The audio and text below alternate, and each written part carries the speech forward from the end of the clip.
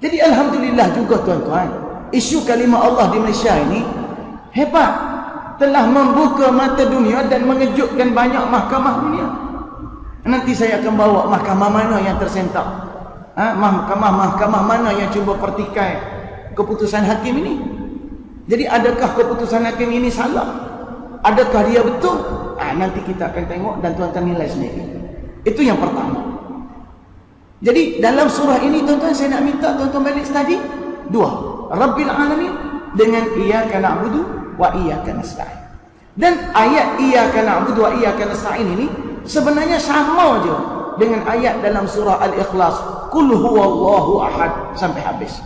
Kita akan tengok sekejap. Boleh? Baik. Saya tak boleh pergi semua, surah Al-Fatihah ni panjang. Nanti saya tunjukkan surah Al-Ikhlas pula.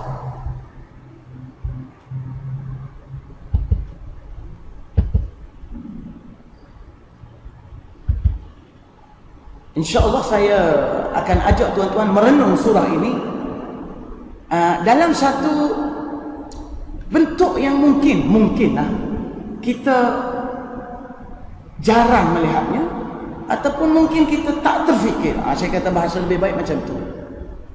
Cuba tuan-tuan ingat balik surah Al-Ikhlas. Ingat ya, sebab kita baca semua.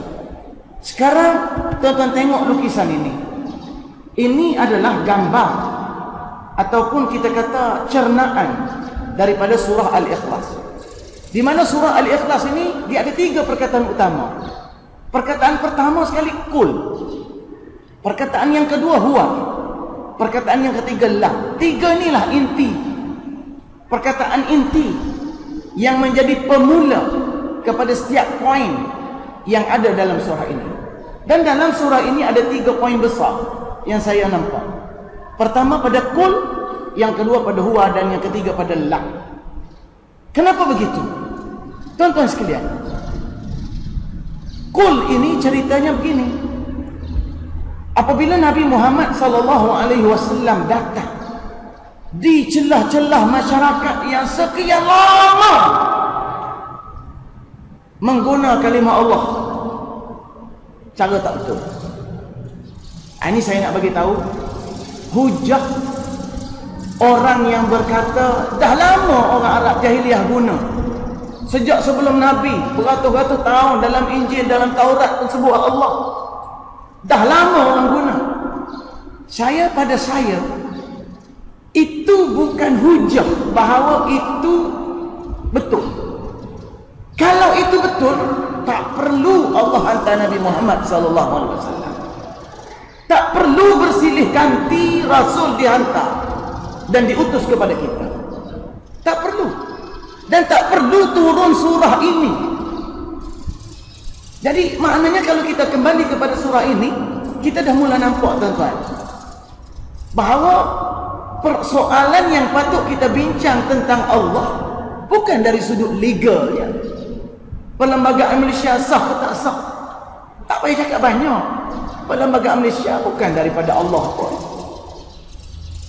Kalau kita bersungguh duk bertahan atas dasar perlembagaan, tak masuk kubur pun benda tu. Sebab dia bukan diwahyu oleh Allah SWT. Cuma saya tak kata dia tak betul semua. Ada yang betul. Ini tuan-tuan. Kalau kita nak bincang dari sudut political mileage, keuntungan politik, pun saya rasa politik suasana yang akan berubah. Dia tak kekal. Yang penting ialah akidah. Baik, kita pergi kepada akidah. Macam mana kul ini lahir? Kul ini lahir begini. Dia turun sebagai jawapan kepada orang-orang syirik, ahlu syirik. Nih, ini kita tafsir sebut. Ayat ini turun sebagai jawapan li ahli syirki. Jawaban nazalat al-ayat jawaban li ahli syirki. Apa makna li ahli syirki? Maknanya masyarakat masa itu sudah menyembah Allah, tapi dalam bentuk syirik. Sebab itu dipanggil musyrikin. Makna mereka sudah kenal Allah, cuma mereka syirik. Jadi yang kita nak bincang sekarang ni soal boleh tak boleh ke, soal apa yang sepatutnya. Itu. Jadi kalau kita tengok dalam tafsir, ini nas tafsir, dia kata li ahli syirki lamma qalu li Rasulillah sallallahu alaihi wasallam.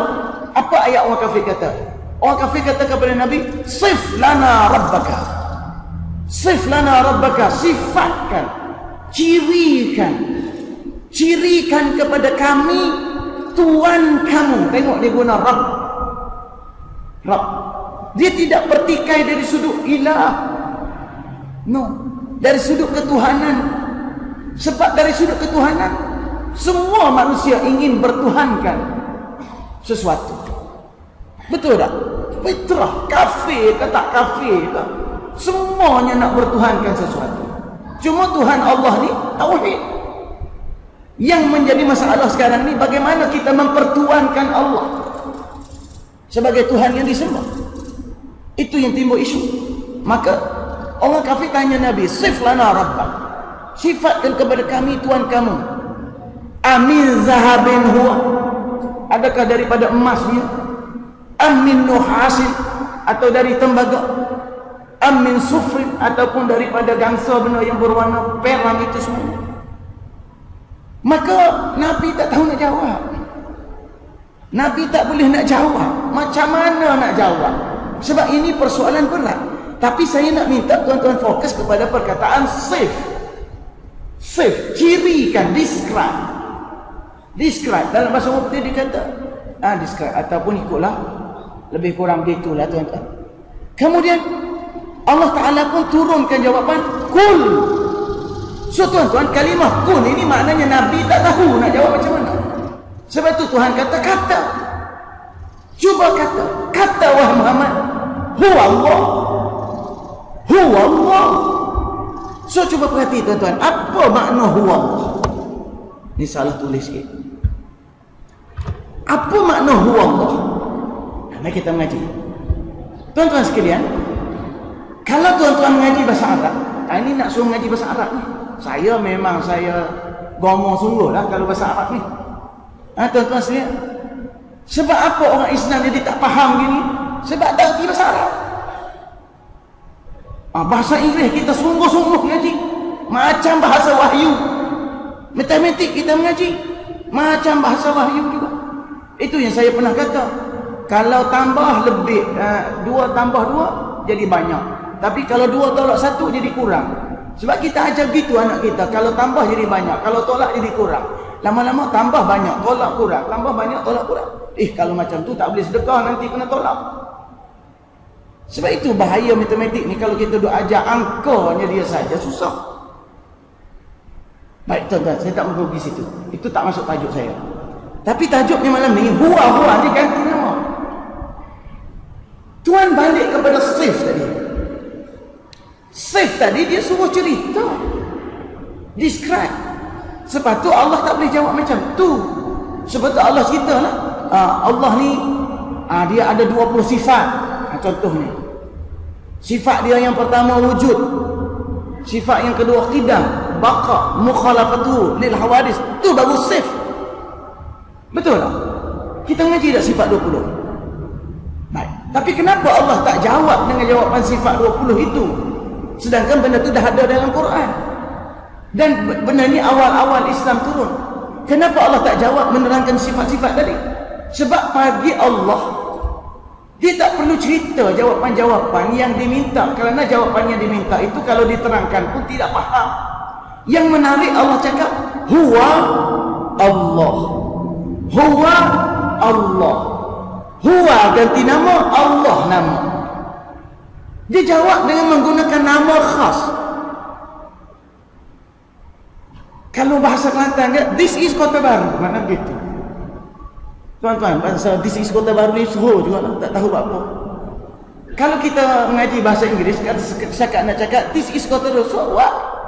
Tak ada apa. So dia ada nilai bila orang Kelantan kata this is Kota Baru. Bahasa Kelantannya, dia ingat molek ni Kota Baru ni. Gitu. Sebenarnya tu bahasa Kelantan cuma kecek ke Inggeris. Jadi tuan-tuan sekalian, begitu juga huwa Allah. Apa yang menarik, bila Tuhan sebut gitu, huwa ganti nama, Allah isim. Bermakna kalau Allah jawab macam tu, artinya orang tu dah kenal ke tidak Allah? Orang musyrikin dah kenal ke tidak? Mesti dia kenal, kalau tidak Allah tak boleh jawab dengan jawapan macam tu. Huwa Allah, dia adalah Allah. Allah seperti yang kamu kenal. Tetapi aku nak ahad,